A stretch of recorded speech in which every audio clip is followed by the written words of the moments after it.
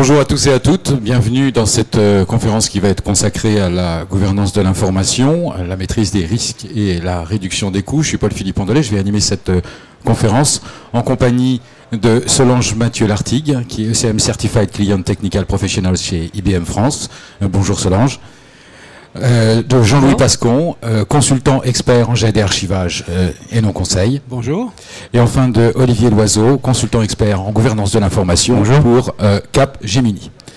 Alors, quand on parle de gouvernance de l'information, de quoi parle-t-on exactement? Il y a quelque chose que vous connaissez tous parce que vous avez dû le lire des centaines de fois, c'est que le montant, le volume de l'information est croissant et coûte de plus en plus cher en stockage. Alors on va se donner quelques chiffres, le volume de l'information qui double en moyenne tous les 18 à 24 mois, 86% des données en ligne qui ont moins de 2 ans, l'évolution des budgets IT qui est moins importante que l'évolution finalement du volume de stockage, de même que la diminution du coût du stockage qui est moins importante que l'évolution du volume à stocker. Donc on a un effet de ciseau, on a une croissance des données qui est de moins en moins maîtrisée et maîtrisable, et du coup se pose une question qui est la question de la gouvernance précisément, c'est qu'est-ce qu'on fait de ce volume d'informations qui croît au fur et à mesure. Solange Mathieu-Lartigue, je vous repose cette question, que fait-on ? Alors jusqu'à présent, les entreprises ont essayé d'optimiser au maximum le stockage de l'information par des technologies d'optimisation. Ça ne suffit pas. Donc la seule solution finalement, c'est d'arriver à détruire l'information qui est inutile pour l'entreprise. Et pour pouvoir la détruire, il faut se munir d'une gouvernance de l'information qui va vous permettre de savoir vraiment quelle est l'information que vous possédez dans l'entreprise, à qui elle est utile, comment vous vous en servez, et en bout de chaîne, de pouvoir la détruire de façon sécurisée. Donc il s'agit de gérer le cycle de vie de l'information, c'est ça ? Il s'agit d'une part de gérer le cycle de vie, certes, de l'information, mais de savoir surtout à qui elle est utile et pour quel métier elle va servir. Alors, quand on parle d'information, on parle de choses extrêmement diverses, et moi je pense tout de suite à la problématique juridique que cela peut poser, Jean-Louis Pascon. C'est vrai que l'une des raisons principales qui fait qu'on garde des documents, c'est une raison juridique. Et aujourd'hui, la difficulté, c'est qu'on a de plus en plus de règlements, de lois à travers la France, l'Europe, le monde. Sarbanes-Oxley, BAL 2, BAL 3, Solvency 1, Solvency 2, directive européenne sur la facture, etc. Et donc, on se demande dans l'entreprise, ou même dans les administrations, qu'est-ce qu'on doit garder? Parce que chacun regarde par sa petite fenêtre. Mais en fait, il y a des problèmes juridiques qui sont transversaux à la totalité de l'entreprise. Et puis sur ces aspects qui sont quand même importants de coût, de pourquoi on garde, c'est si je garde pas, qu'est-ce qui se passe quoi? Quand l'administration fiscale arrive et me dit vous avez plus le droit de récupérer la TVA, je récupère plus la TVA quoi. C'est quelques 20% de mon chiffre d'affaires qui vient de disparaître. D'accord, donc ça a des vraies incidences sur la trésorerie ou sur globalement la gouvernance de l'entreprise ou la santé financière de l'entreprise. Dans certains cas, ça peut tuer des entreprises, oui, de pas avoir conservé correctement les documents. Vous êtes d'accord avec ça, Olivier Loiseau, que finalement le coût de l'information, c'est pas seulement le coût du stockage, il faut prendre en compte beaucoup plus d'autres formes de coûts. Oui, effectivement, quand on regarde le coût du disque, on a tendance quelquefois, on l'entend souvent chez les utilisateurs, à penser que le coût de l'information, c'est le coût du disque qui contient l'information. En réalité, les dernières études montrent que c'est peut-être 15% du coût total de possession d'une information, c'est le coût du stockage. Au-delà de ça, vous avez le coût des mètres carrés de la logistique qui est autour, vous avez le coût des gens qui font les sauvegardes, vous avez le coût des gens qui contrôlent le système, vous avez aussi les coûts de recherche parmi une information qui est de plus en plus volumineuse, c'est-à-dire que on considère par exemple qu'aujourd'hui un travailleur lambda en bureau, il passe plus de 20% de son temps à chercher de l'information dans une masse d'informations énorme. Donc en réalité, le coût de posséder ne serait-ce qu'un teraoctet d'informations, c'est bien plus que juste posséder un disque de 1 teraoctet comme on l'entend souvent. Alors, ce qu'on s'est dit tout à l'heure quand même, c'est que il y a beaucoup de données qui sont inutiles. Et ça pose quand même un sérieux problème. Est-ce qu'il n'y a pas un risque, que ce soit un risque juridique ou que ce soit un risque de stockage, de se faire dépasser, Jean-Louis Pascon? L'une des difficultés, c'est un peu comme la petite boule de neige en haut de la montagne, et puis ça descend, et à la fin, ça engloutit des maisons. Et ben, l'information, les données, les documents, c'est un peu ça. Par précaution, on finit par tout garder, mais fondamentalement, on peut se poser des questions, suivant les entreprises ou les administrations. Peut-être 30, 40, 50, voire 70% des documents qu'on a conservés sont inutiles, voire même dangereux, parce que normalement, vous ne devriez plus être en possession de ces documents, parce que la CNIL vous dit il faut supprimer au bout d'un an, par exemple. Et vous continuez à avoir ça parce que vous ne savez pas exactement où c'est. Donc tout garder, Olivier Loiseau, c'est contre-productif ? Oui, c'est quelque chose qu'on voit souvent, auquel les directeurs IT sont confrontés. On ne leur donne pas les clés pour savoir si oui ou non ils peuvent détruire une information. Et il y a globalement une croyance de pas mal de décideurs métiers que finalement plus on garde longtemps, plus on va être en sécurité, parce que ça pourrait servir un jour. Et en réalité, ce dont on se rend compte, c'est que plus on garde, plus on dépense. Et plus on garde, plus on prend des risques en réalité. Parce qu'on a une information qui est de moins en moins maîtrisée, de moins en moins cohérente, et on a même peut-être un certain nombre de choses qu'on a gardées à tort et qui peuvent être retenues. On prend souvent l'exemple du procès contre Microsoft antitrust, où il y a des gens qui avaient gardé des boîtes mail depuis 1997, et dans lesquelles il y avait des choses qui normalement étaient complètement prescrites, mais qui ont quand même servi d'éléments de preuve parce que des gens les avaient gardées sans raison. Donc en réalité, garder, c'est risqué et c'est payé. J'ai envie de vous poser une petite question à vous tous dans la salle. Est-ce que cette idée de garder pour être en sécurité, dans votre pratique quotidienne, c'est quelque chose qui vous parle? Est-ce que c'est ce que vous avez pris l'habitude de faire? Ceux qui sont dans cette logique-là, je ne sais pas, levez la main, ou au contraire ceux qui pensent que garder c'est pas bien et qu'il vaut mieux éliminer l'information au fur et à mesure. Est-ce qu'aujourd'hui vous savez, on va le dire autrement, est-ce que vous savez aujourd'hui quelles informations vous pouvez éliminer sans risque et quelles informations vous ne pouvez pas éliminer parce que ça représente un risque? Est-ce que, à main levée, vous pouvez répondre sur cette question-là? Qui sait, qui ne sait pas? Bon, d'accord. Qui sait? Qui sait? Qui est-ce qu'aujourd'hui est sûr de savoir quelles données il peut détruire sans risque? Personne? Donc on garde, globalement, on garde la majorité de l'information ou toute l'information parce qu'on n'est pas sûr de ce que l'on peut faire.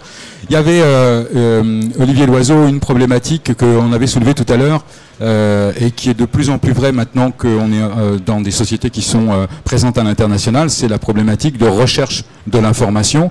Vous l'évoquez à l'instant avec le procès Microsoft. La justice américaine notamment est spécialiste d'une recherche très extensive de l'information. Qu'est-ce que ça implique en termes de gouvernance de l'information? Est-ce que la problématique que l'on envisage là est une problématique qui vaut autant pour des entreprises franco-françaises que pour des entreprises qui sont ouvertes sur l'international? Alors le problème est un petit peu différent suivant les géographies. Comme vous l'avez dit, aux États-Unis, les procédures judiciaires sont faites de telle manière qu'on est tenu de produire une grande quantité de documents et donc de réellement manipuler une très grande quantité de documents. Et on le fait faire en général par des cabinets d'experts juridiques qui facturent à l'heure de travail et bien souvent aussi au volume de documents traités. Et c'est donc des sommes qui peuvent atteindre plusieurs dizaines de millions de dollars par an pour des entreprises de taille significative. Alors, en France, on a un petit peu moins ce sujet, ou en Europe, on n'a pas cette notion de class action dans la plupart des pays, et on a moins cette pratique vraiment de l'e-discovery. Le droit n'est pas structuré de la même manière. Néanmoins, en Europe, on a autre chose qui coûte peut-être même plus cher, c'est la pression réglementaire. On a un nombre de réglementations et un patchwork de réglementations absolument délirant en Europe qui représente au moins autant de coûts que la pression purement juridique que peuvent connaître les États-Unis. Donc oui, ce problème est global. Donc c'est un problème global. Est-ce que c'est un problème, Solange, qui concerne uniquement les problématiques juridiques ou les risques financiers, comme l'évoquait tout à l'heure Jean-Louis Pascon, ou est-ce que ça peut aussi concerner d'autres domaines de l'entreprise ? Non, ça peut également concerner des brevets pour l'entreprise à sauvegarder, à préserver. Ça peut concerner aussi des entreprises qui ont des filiales à l'étranger, des entreprises françaises qui ont des filiales aux États-Unis. Donc typiquement des entreprises comme Novartis ou comme Sanofi Aventis, dans le domaine de la pharmacie, ont mis en place ce type de solution de gouvernance parce qu'elles avaient des filiales aux États-Unis. Donc il ne faut pas sous-estimer. Et inversement, des entreprises américaines qui ont des filiales en France peuvent être aussi soumises à ce type de problématiques réglementaires. Jean-Louis Pascon, il y a une question sur laquelle je voulais revenir, parce que quand on parle de complexité réglementaire, on est souvent face à quelque chose qui est véritablement complexe, au sens où, je pense par exemple au cas des dossiers médicaux, où on a des réglementations qui se croisent et qui font que c'est finalement très compliqué, que c'est pas seulement une obligation, mais que l'obligation elle est très très compliquée à mettre en œuvre. Oui, d'abord parce que la réglementation change. Si on prend le dossier médical, il y a des périodes, la durée de conservation c'était 30 ans, on est passé récemment à 20 ans, sauf que si c'est des mineurs, il faut conserver jusqu'à 28 ans, et là donc c'est par rapport à la date de naissance, alors que la conservation 20 ans, c'est par rapport au dernier acte sur la personne qu'on a fait par exemple dans l'hôpital. Donc vous imaginez pour celui qui a à suivre cette petite partie des dossiers médicaux, eh ben, il faut qu'il applique plusieurs règles qui ont changé dans le temps. Regardez au niveau du Code civil, les délais de prescription ont changé et il y a une phase transitoire où on est passé de 10 ans, 9 ans, 8 ans, etc. en fonction de l'année de création du document. C'est impossible à être sûr à un moment donné que vous avez bien les bonnes dates, quoi. Alors je remarque qu'on a fait un petit glissement là, c'est-à-dire qu'on est parti de l'information, donc notre sujet de base c'est quand même bien la gouvernance de l'information, aux documents. Donc est-ce qu'on est plus dans une problématique de gestion documentaire et de gestion du cycle de vie documentaire, Solange Mathieu-Lartigue, ou est-ce qu'on est bien dans une problématique de gouvernance de l'information au sens large ? Alors justement, souvent on confond gouvernance de l'information avec archivage de l'information. Ça n'a rien à voir. On peut passer par une phase d'archivage si on en voit la nécessité pour certains types d'informations, mais il faut voir que la gouvernance s'adresse à toutes les informations de l'entreprise, qu'elles soient en ligne, qu'elles soient archivées, qu'elles soient structurées, qu'elles soient non structurées. Le but, c'est vraiment de leur appliquer des règles de rétention, qu'elles soient pour des problématiques réglementaires, légales, et dans ce cadre-là, peut-être qu'on va archiver l'information, ou dans des problématiques métiers, et là on appliquera des rétentions directement sur les informations en ligne. Mais excusez-moi, j'ai une petite question par rapport à ça. Il me semblait que des technologies ou des plateformes comme l'ECM, l'Enterprise Content Management, avaient déjà fait une grosse partie du travail, que ce soit pour la gestion du cycle de vie de l'information, ou l'envoi vers de l'archivage, que finalement c'est une problématique qui est déjà... Est-ce que c'est pas un autre nom pour une problématique qui existe déjà, ou est-ce qu'on parle de quelque chose de plus vaste ? On parle vraiment de quelque chose de plus vaste, on va au-delà de l'ECM. L'ECM, c'est vraiment sur de l'information non structurée. On gère déjà des règles de rétention dans des solutions d'ECM, mais ça n'est pas suffisant. Donc on va au-delà et donc on brasse vraiment l'ensemble du parc informationnel de l'entreprise, que ce soit des informations électroniques, que ce soit des informations papier et même jusqu'à l'humain, éventuellement sur lequel on applique des règles de gouvernance pour identifier quelles sont les personnes qui sont impliquées par exemple dans un procès. Donc c'est vraiment tout le parc informationnel de l'entreprise, structuré, non structuré, électronique ou non. Jean-Louis Pascon, je vais vous demander un exercice de définition. Est-ce qu'on peut essayer de définir ce que l'on entend par information dans gouvernance de l'information ? Je crois que tout d'abord, il faut regarder ça, comme vient de dire Solange, comme un tout. Ça va effectivement, j'allais dire, du bit dans une base de données jusqu'à un document matérialisé, papier, acte authentique avec la pince officielle du notaire. Et tout ça est repris dans une norme, enfin explicité dans une norme qui est l'ISO 15489 sur le record management, qui là on vous a envoyé le transparent, qui était un espèce de résumé, mais véritablement l'idée c'est d'avoir un tout et de réfléchir comme une structure continue de l'information et de ne pas avoir les choses disséminées.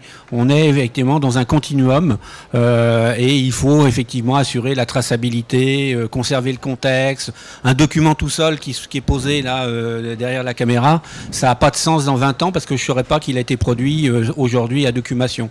Donc voilà, il y a tout un ensemble d'informations qu'il faut être capable de préserver. C'est pas que l'information en tant que telle, mais c'est son environnement, sa traçabilité dans le temps, etc. Donc c'est l'information, on est toujours sur cette notion entre information et document. Je dirais que l'information, c'est global, le document, c'est une matérialisation à un instant T. Je vais prendre un exemple. Vous avez un logiciel allemand, par exemple, qui vous permet de faire la comptabilité, bien connu en 3 lettres, et vous appuyez sur un bouton, et à un moment donné, ce qui était dans la base de données devient une facture. Et la facture est un document connu au sens fiscal, etc. Mais vous l'avez bien en amont à l'intérieur. Et justement, une des difficultés, c'est si je réédite, est-ce que c'est toujours un original, etc. Donc là, l'administration fiscale a quelques idées sur le sujet. Alors, Solange Mathieu-Larquig l'évoquait tout à l'heure, et je voulais vous poser, Olivier Loiseau, la question de savoir, on parlait d'informations structurées, on parle d'informations non structurées, on parle d'informations qui est en ligne, de documents papier. Comment est-ce qu'on approche tout ça? Je sais pas, ça me paraît évident pour un document à partir du moment où c'est un document imprimable, ça me paraît moins évident pour le numéro de sécurité sociale, par exemple, qui va se trouver dans une base de données d'un enregistrement d'il y a 15 ans et dans l'archive de la base de données. Comment est-ce qu'on fait? De manière globale, il faut adresser toutes les dimensions. Il ne faut pas adresser que la dimension technique. Il y a beaucoup de projets plutôt d'archivage que de gouvernance d'ailleurs qui surpondèrent l'axe technique.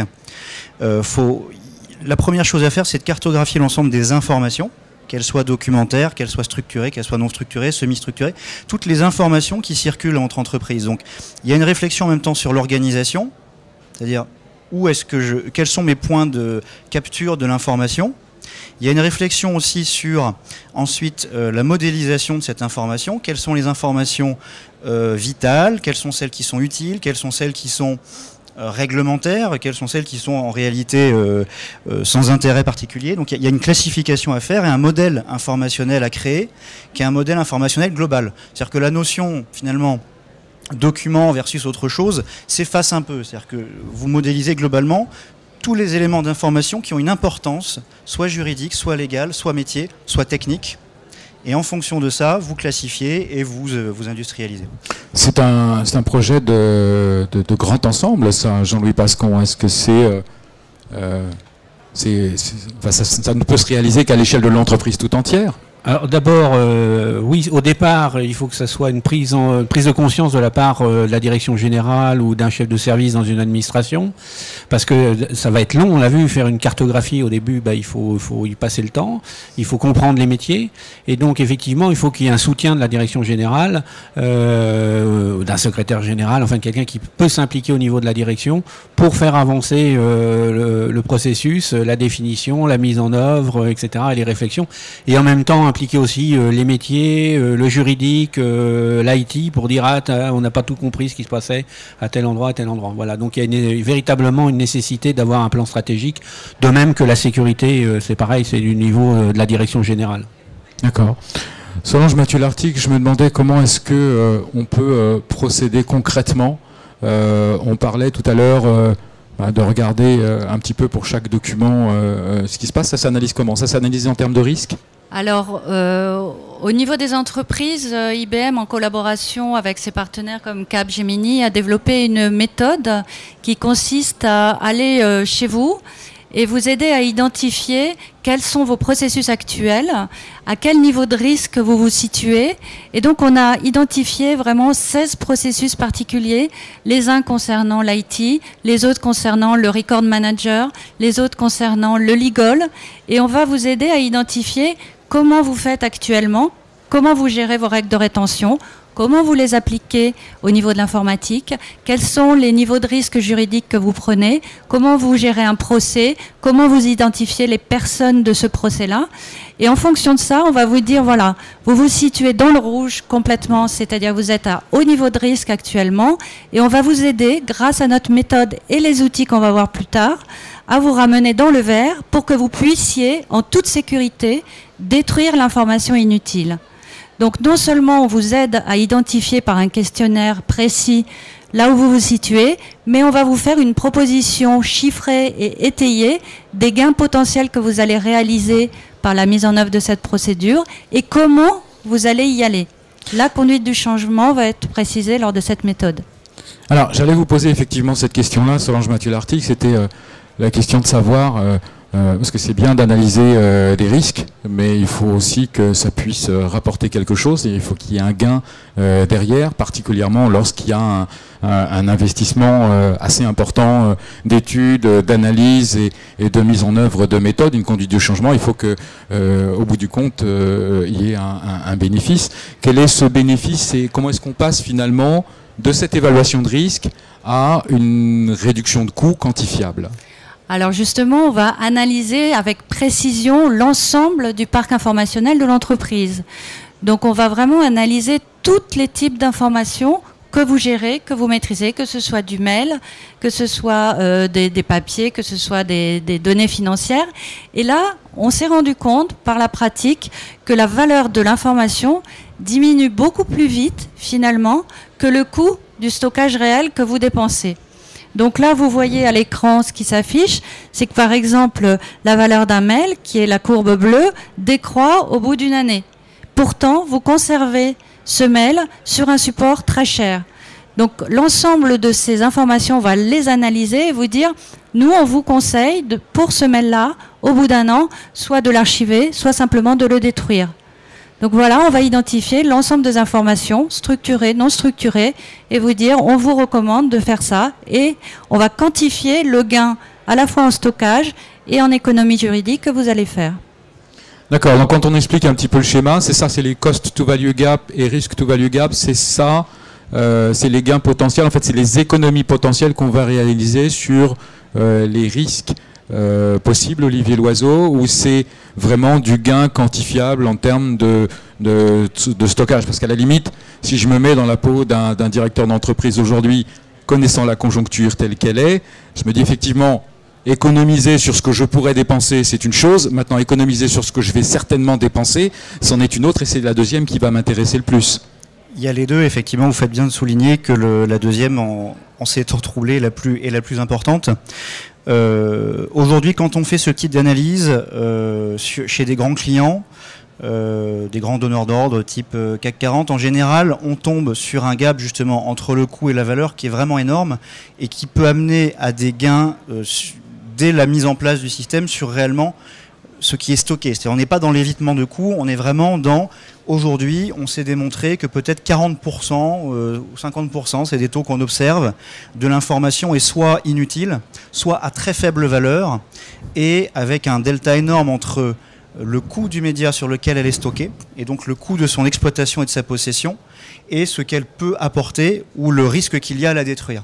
Donc en général, on parle vraiment d'évitement de dépenses, certes, mais réellement aussi d'économie dès la première année en décommissionnant du disque. C'est d'autant plus simple si vous avez déjà du stockage externalisé ou à la demande, évidemment, puisque vous pouvez le décommissionner quasiment instantanément, dès que la donnée est détruite. Est-ce qu'on peut parler sur de l'information, Solange Mathieu-Lartigue, un petit peu d'une sorte de coût obligatoire, j'aurais presque tendance à dire de taxe Oui, c'est un peu ça, c'est-à-dire qu'on va aider les entreprises à éviter le surcoût inutile qu'elles vont payer sur des informations à faible valeur. Donc c'est exactement ce que disait Olivier, on peut l'associer à une sorte de taxe inutile au niveau de l'information.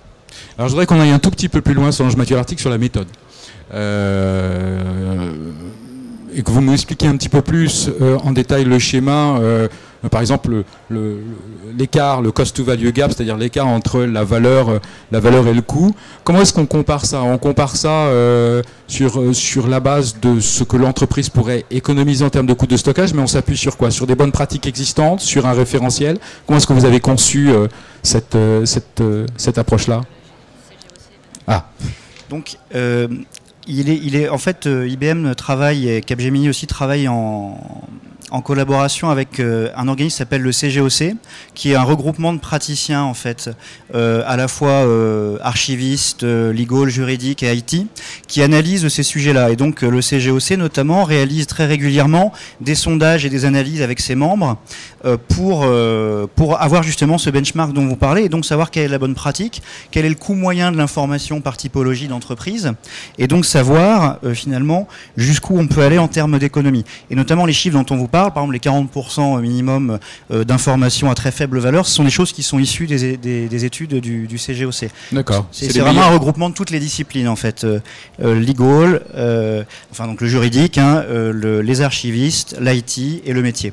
Mais si les gains sont aussi forts, selon Mathieu Lartigue, pourquoi les entreprises, elles ne l'ont pas fait avant? Alors justement, il se trouve que la connaissance de l'information, elle est répartie dans l'entreprise. Et en fait, les métiers qui sont concernés par l'information sont en silos, sont organisés en silos. On a justement le legal qui connaît les obligations réglementaires et qui reçoit les procès, mais qui ne sait pas où se trouve l'information. Vous avez le record manager qui connaît finalement les durées de rétention des documents ou des informations à conserver, mais qui a cette information sur un format papier ou peut-être sur un Excel, mais qu'il ne communique pas à l'IT. Donc c'est pour ça que les entreprises n'ont pas procédé à une suppression jusqu'à présent. Donc l'idée de la méthode et de l'outil qu'on vous propose, c'est de réunir l'ensemble de ces métiers, donc le métier, l'IT, le record manager et le legal, qu'ils aient une vue homogène et partagée de l'information pour pouvoir décider à un moment donné en toute sécurité, en toute transparence, oui, je vais détruire l'information. Merci Jean-Louis Pascon. J'ai une petite question qui est peut-être un petit peu provocante. Est-ce que vous pensez qu'on a besoin vraiment d'outillage pour faire ça? Est-ce que c'est pas simplement que toutes ces personnes se mettent autour de la table? Est-ce que ça suffirait pas? C'est un peu comme quand vous avez un tas de gravier dans votre jardin. S'il y en a l'équivalent de 2 brouettes, vous pouvez faire ça à la main. Si vous avez l'équivalent du CNIT au-dessus, il vaut mieux être outillé. Je crois que la démarche est vraie, quelle que soit la taille de l'entreprise.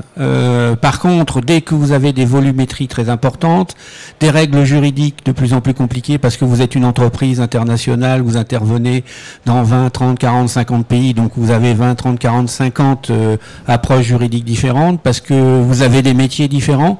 Là, effectivement, avoir un outil qui vous permet véritablement d'optimiser et d'automatiser un certain nombre de processus, ça vous permet de gagner du temps. Mais je crois que la réflexion par elle-même est vraie, quelle que soit la taille de l'entreprise.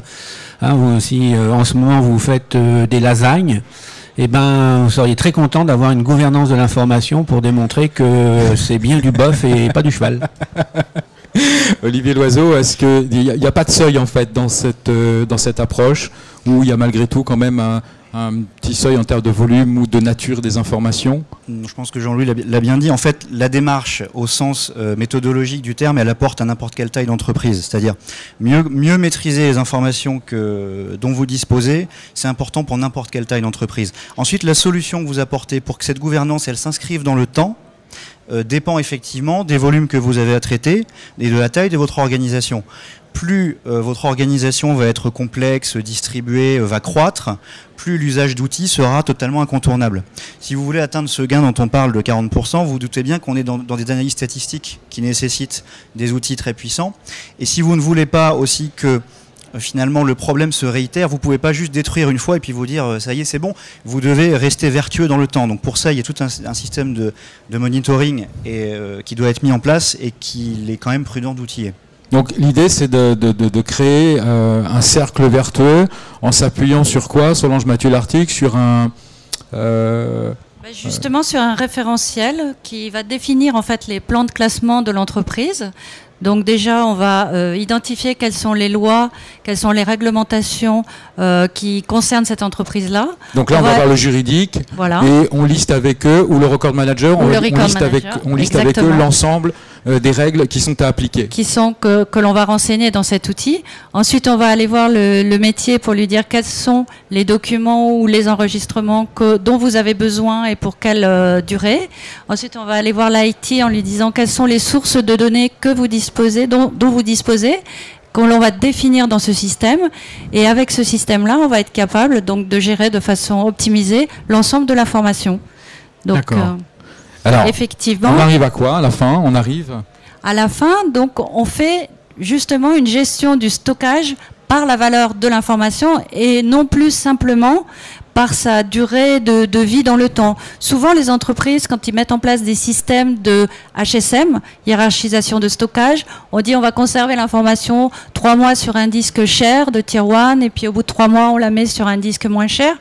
Donc on n'est plus du tout dans cette perspective, on va vraiment analyser la valeur de l'information et peut-être dès le départ, on va positionner une information sur une bande qui n'a pas d'intérêt parce qu'on n'y va jamais.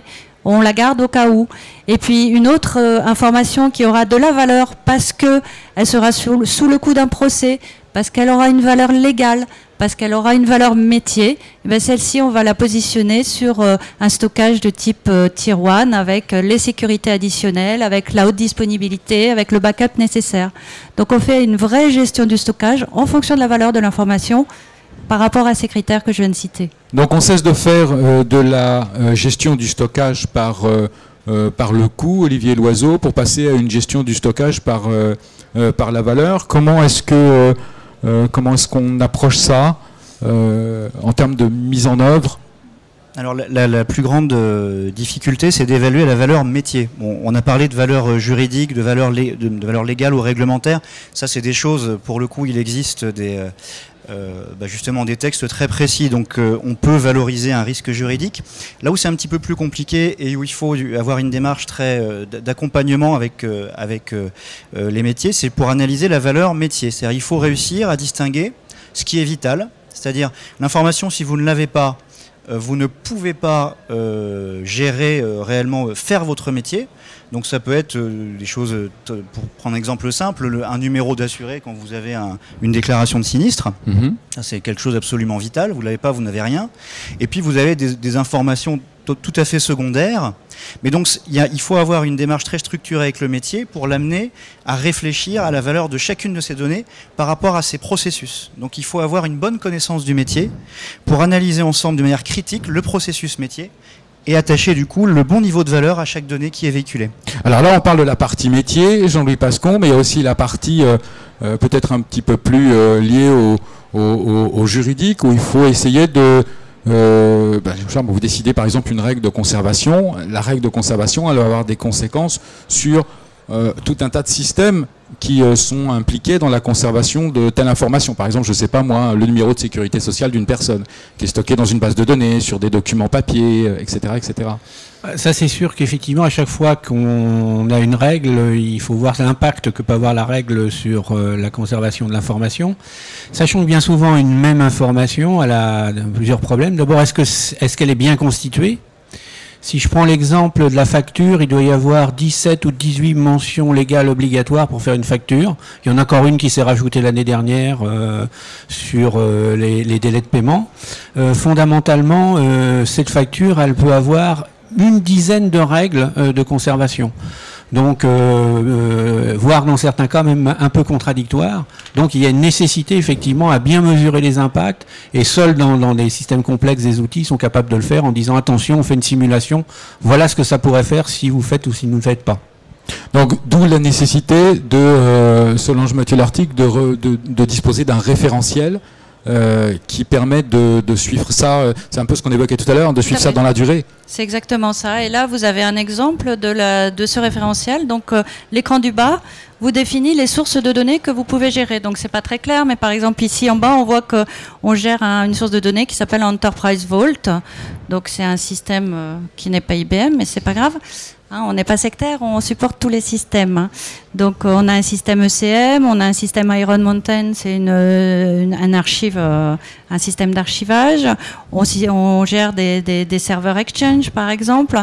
Donc ici, effectivement, cette interface qu'on vous présente à l'écran, c'est l'interface de l'IT qui va remplir et qui va définir, voilà, j'ai un système de type serveur Exchange, j'en suis responsable. Si jamais on me demande de supprimer une information ou de la préserver au contraire, c'est moi qui vais faire cette action-là. Ou si j'ai des outils qui le font automatiquement, l'outil qui est présenté là va envoyer l'ordre de préservation de l'information ou de destruction de l'information. Donc ici, c'est vraiment les écrans de cette cartographie. Donc chacun des métiers aura un écran différent devant lui. Le legal aura un écran qui sera la gestion des procès en cours ou des contentieux. Le record manager aura lui en face de lui la gestion du plan de classement et des règles de rétention. Et l'IT aura la définition des sources de données. Et donc ça veut dire que l'IT, en définitive, dans sa logique de minimiser les coûts de stockage, parce que c'est quand même le cahier des charges des IT, il va pouvoir le faire, il va pouvoir détruire l'information en étant sûr qu'il n'est pas en train de faire une grosse boulette. L'idée de le terme anglais pour définir cette offre, là, c'est defensible disposal. C'est l'idée que vous détruisez. Il va falloir que vous me refassiez celui-ci. Defensible disposal. Donc en fait, en gros, l'idée, c'est de détruire d'une manière détruire l'information en ayant l'ensemble des traces et l'ensemble des preuves que cette information, vous la détruisiez parce qu'aucune loi ne vous obligeait à la garder. Et donc c'est ce qui permet d'avoir finalement une preuve opposable. Si à un moment donné on vous demande pourquoi est-ce que vous avez détruit cette information, vous savez démontrer par un référentiel structuré, par une référence au corpus juridique que vous avez analysé, que cette information, vous étiez légalement autorisé et réglementairement autorisé à la détruire. D'accord. Et du coup, on fait les fameuses économies de stockage derrière. Et Solange Mathieu l'article, j'aimerais bien que vous nous en disiez un petit peu plus sur les business cases que vous avez déjà sur ce sujet. Alors effectivement, là, on a fait on a cité 2 business cases ici parce que ce sont les plus avancés, ceux qui ont fait la démarche depuis à peu près 2-3 ans, sur lesquels effectivement on a dégagé des ROI significatifs. Donc on s'aperçoit ici que Bank of New York Mellon, que l'on voit en haut à droite, permet de réduire à peu près de 100 millions de dollars, une économie substantielle de 100 millions de dollars en 3 ans. Donc c'est vraiment des gains excessivement significatifs très rapidement. D'accord ? On a aussi sur la société UBS qui, elle, a réduit ses coûts de 100 millions de stockage. Mais alors UBS, si vous voulez, a joué sur plusieurs leviers pour cette politique de gouvernance, qui sont détaillés ici sur le carré à droite. Donc les coûts ont été faits à la fois sur des coûts de stockage, mais aussi sur des coûts de discovery, ce qu'on appelle le e-discovery au sens juridique, donc les coûts de procès qu'elle n'a pas eu grâce à une recherche beaucoup plus rapide. Elle a aussi permis de décommissionner des applications. Donc cette politique de gouvernance vous permet aussi de vous débarrasser justement d'applications qui ne vous servent plus, mais que vous conservez au cas où. Donc c'est ce qu'on appelle le décommissionnement. Et les applications décommissionnées vous permettent aussi de faire diminuer les systèmes dont vous avez besoin pour exécuter les applications. Si vous supprimez des applications, les systèmes, vous avez besoin de moins de CPU, de moins de mémoire, donc ça vous coûte moins cher globalement. Donc vous avez 4 leviers grâce à cette politique de gouvernance qui vous permettent d'économiser. Donc le stockage, le juridique, le décommissionnement applicatif et le coût de ce qu'on appelle les MIPS, c'est-à-dire la diminution des CPU, des mémoires, etc., associées à l'exécution. Et là, on est véritablement dans une logique de gouvernance de l'information, au sens où on optimise un petit peu le pilotage de la conservation de l'information.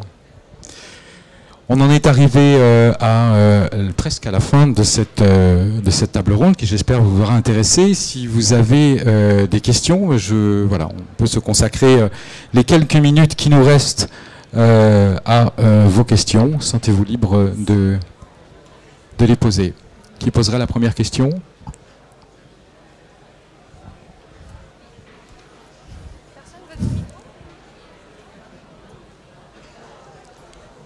Ah. Bonjour. Moi, la question que j'aimerais poser porte notamment sur le cloisonnement de l'information. Parce que j'ai déjà travaillé sur la gouvernance chez un client et en établissant une gouvernance, ils ont voulu trop cloisonner leur information, ce qui fait qu'on ne trouvait plus les documents une fois qu'on faisait des recherches. Donc, est-ce que pour vous, ça a une vraie valeur ajoutée également d'impliquer certaines règles clients comme ne pas cloisonner l'information, ou est-ce qu'il y a aussi d'autres penchants que vous avez pu rencontrer qu'il vaut mieux éviter? Donc cloisonner ou ne pas cloisonner l'information, qui souhaite répondre? Quand vous parlez de cloisonner, j'imagine que c'est une sorte de notion de secret entre différentes entités. C'est ça. D'accord. Donc là, c'est la vieille conviction que l'information, c'est le pouvoir. Et en général, c'est des gens qui sont en surrétention d'informations qui font ça et qui donc ne veulent rien lâcher. Donc effectivement, je pense que là, il y a un travail, c'est ce qu'on disait tout à l'heure, il faut un sponsoring à haut niveau. Pour réussir un projet comme ça, il faut qu'il y ait une direction générale qui dise à chacune des entités, vous ouvrez vos livres. Ça ne veut pas dire qu'il faut que tout le monde accède à tout dans l'entreprise. On peut continuer à gérer des habilitations en fonction du profil de chacun.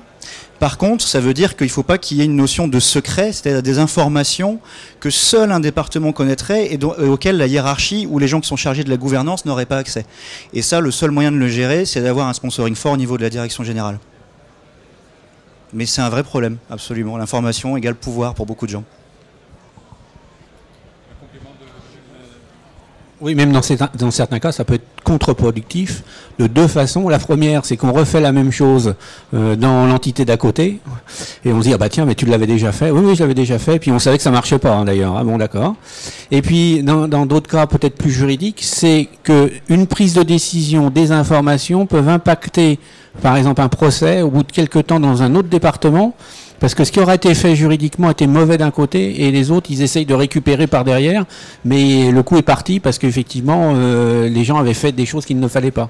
Donc je crois que ça ne veut pas dire qu'il faut diffuser l'information largement, mais oui, décloisonner et faire en sorte qu'il y ait une vraie gouvernance. Et c'est d'ailleurs ça une grande partie de la gouvernance.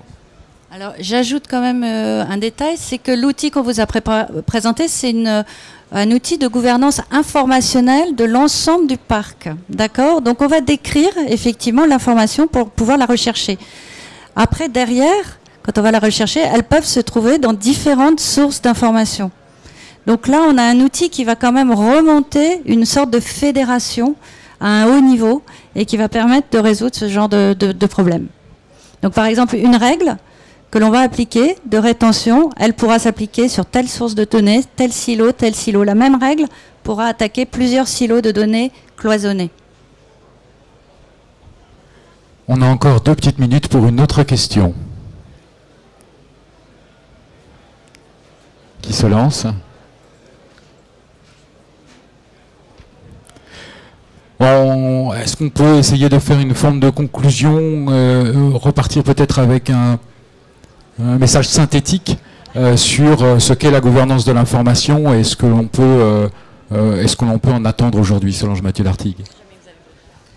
Bah écoutez, c'est nous qui vous attendons hein, sur le stand IBM. Si vous voulez en savoir plus, on peut vous faire des démonstrations. Donc, cette solution de gouvernance, j'organise à IBM des sortes de proof of technology, c'est-à-dire des ateliers où vous manipulez vous-même ce socle-là pour vous rendre compte en quoi ça consiste. Quel est le travail à faire pour les juridiques, pour les record managers, pour l'IT, en quoi consiste cette information. Donc vous êtes les bienvenus, c'est gratuit, ça dure toute la journée. Donc vous êtes les bienvenus chez nous. La prochaine session aura lieu le 19 avril. Donc vous pouvez vous inscrire sur le site IBM. Ça vous permettra de toucher du doigt en quoi consiste la mise en place de ce type de solution. Voilà, je passe... Non, mais une simple conclusion, si on dit qu'est-ce que c'est que la gouvernance, moi, ce qu'il faut simplement retenir, c'est que c'est un projet d'entreprise. Pour moi, c'est vraiment le point qu'il faut retenir. On a connu beaucoup de gens qui avaient les bonnes idées, mais qui lançaient les choses de manière départementale. Et en réalité, lancer de manière départementale, c'est souvent voué à l'échec et les bonnes volontés finissent par se heurter au mur justement des murs interentités, comme vous disiez, ou de la complexité. Donc c'est vraiment quelque chose, une fois qu'on est convaincu, qu'on a un business case, donc, la méthodologie dont on vous parlait peut vous aider à avoir une idée des gains. Il faut aller attraper la direction générale ou en remontant les différents échelons pour leur dire voilà, ce projet-là, c'est un projet d'entreprise. Parce que si on le fait de bas en haut, il y a un risque d'épuisement certain. Jean-Louis Pascon, un dernier mot de conclusion. Très, très simple, je dirais qu'effectivement, un des éléments qui est derrière tout ça, ce sont des méthodologies. Et que, comme dans beaucoup de domaines, il vaut mieux avoir une méthode que rien du tout. Et ensuite, une fois qu'on a l'outil derrière, c'est plus simple. Mais la méthode et la réflexion, comme on vient de le dire, à haut niveau, permet effectivement de réussir ce type de projet. Voilà, on va en terminer là-dessus. Merci beaucoup, merci à tous les trois de votre participation et merci à tous de votre attention et bonne continuation sur le salon.